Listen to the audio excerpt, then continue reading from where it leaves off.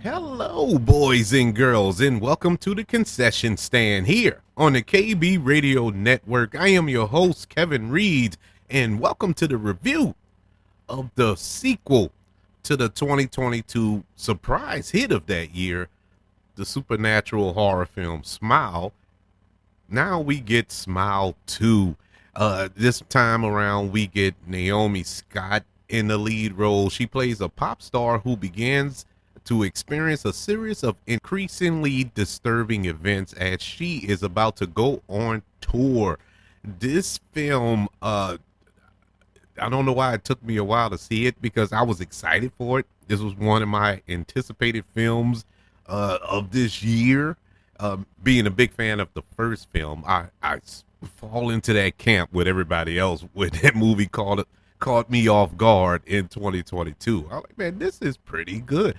I mean, you around that time or a little bit before that to be accurate, you was getting these kind of generic horror films, Ouija and Annabelle's and all this here, and they just, to be honest, weren't that good. And I'm thinking Smile was gonna kind of fall into that category. I mean, what's to come of this? Truth or Dare, like a truth that horror movie Truth or Dare, where it was like creepy with the creepy smiles. I thought it was gonna be that, and that movie was horrible. So when I did see Smile, I was like, well, this is actually a smart movie and a true horror film. I enjoyed it. And so Smile 2, it looked like they took it to another level, and that's what sequels are supposed to do. It's supposed to add on to what we already know, add on to the lore and make it bigger than what it is. And Smile 2 does that in spades. This film is once again directed and written by Parker Finn, who wrote and directed the first Smile film. And you can tell that being his first film, trying to find his groove, even though this is his baby. He wrote, he directed it. This is something that he dreamt up, and it was good, but you could tell that this was his first time around. Kind of had the collar on him, so to speak, and he really couldn't let loose. This go around, they let him loose.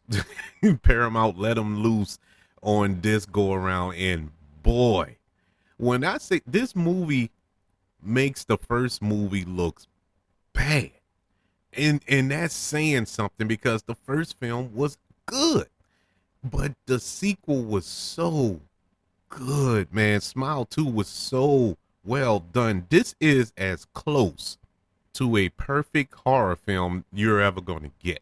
This, if not film period, this movie was amazing. This was such a good film. It features probably one of the best performances I've seen this year, hands down. It's not even up for discussion, not even up for debate. Naomi Scott, and I've seen her in numerous projects. I think she's a fine actress. I'm not like over the moon. Like if she pops up in a film, I was like, oh man, Naomi Scott in this. I gotta go see it. I never was to that point. I am now. I am now. She has won me over. I don't know if the Academy will recognize this performance, because it's a horror film, it's a genre film. This was the best performance of the year, hands down, straight up. Horror, action, drama, thriller, I don't care. Best performance of the year. What Naomi Scott's character of Sky Riley has to go throughout this film is like, you're going on this journey with her. You're going on this crazy, manic, just psychotic break that she is having, and you're there every step of the way, and it's almost to the point where you're questioning your own mental health and frame of mind. Wow. And Naomi Scott, I mean, she dove in head first. I cannot rave about her enough in this film. An amazing performance by her. She carried the majority of this film is her. The majority, I would say 90% of the film she's in it, and virtually every scene of this film she had to carry this film on her back, and she did it. Great job by her. The supporting cast was great. You had Rosemary DeWitt in this film as her mother. You had Ray Nicholson, and you may ask yourself, boy, Ray Nicholson, is he related to Jack? Yeah, that's his son. That's Jack Nicholson's son is in this film, and he's only in like 2 scenes, but in one of the scenes that he's in, when he has to do the patent smile, I was like, man, that's Jack. that's He is his dad's son, boy. He looked just like him when he had to do that smile. I was thinking about Jack Nicholson as the Joker in Batman from 1989, and he didn't need the makeup. He looked just like him. I thought that was cool. The opening scene to this film, the prologue to this film, amazing.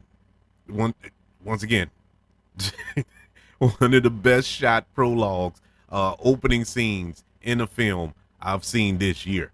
It's shot like it's one take, but you could tell where the cuts happen at and whatnot. But just diving into it, is shot in one take format, and oh my god, what a tense scene.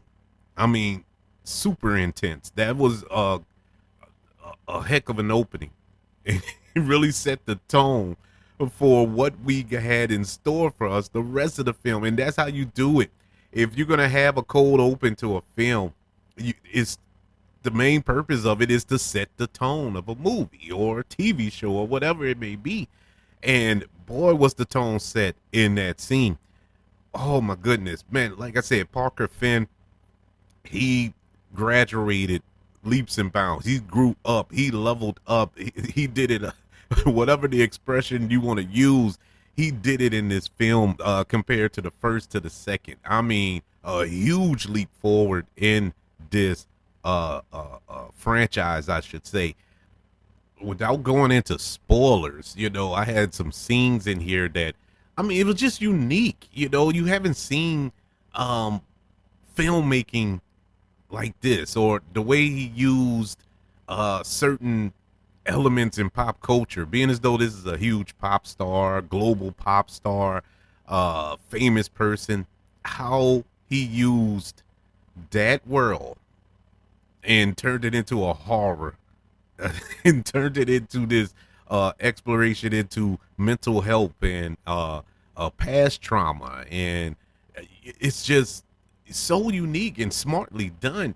I loved the scene with the backup dancers, scene in her apartment.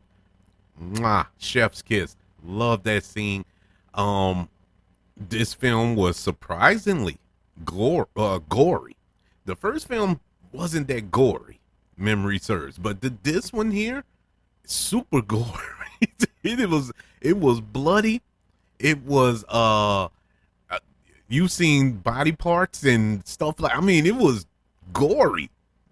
It truly caught me off guard, but not in a bad way. I'm not talking Terrifier 3 gory, but I mean, it was very, very descriptive in some of the things that was transpiring in this film.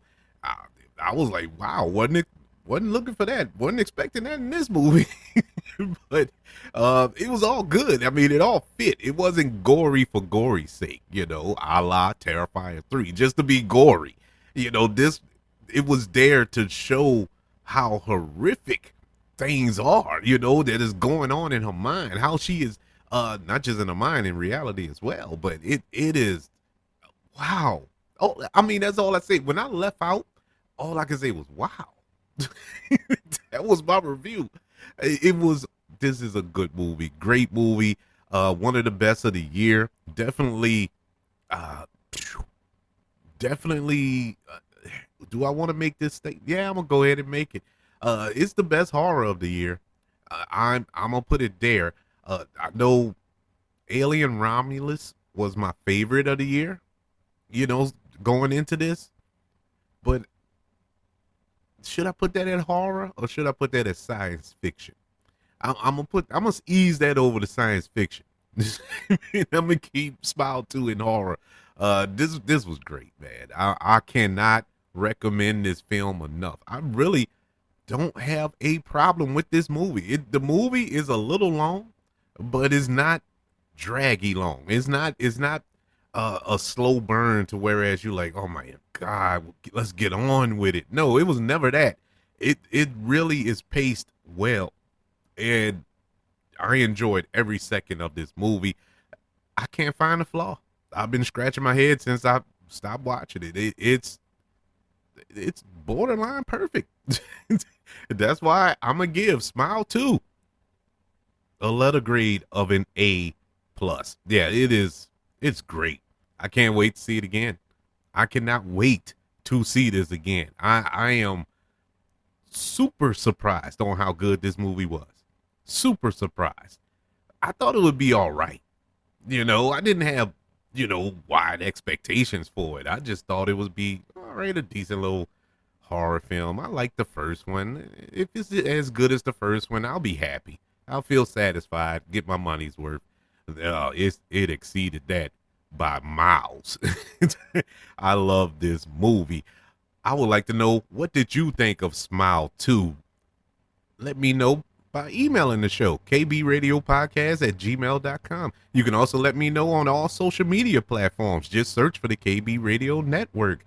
Don't forget, ladies and gentlemen, if you're listening to the show on YouTube, subscribe to the YouTube channel and give this video a like. Also, don't forget about the 5 stars, the reviews, and sharing this show. If you're listening on Apple Podcasts, Spotify, iHeartRadio, wherever you are currently listening to the Concession Stand here on the KB Radio Network. Everybody, thank you for joining me for this review of the psychological supernatural horror film Smile 2. Want you all to know that I love you, continue to love everyone, and until we speak again, you all be blessed.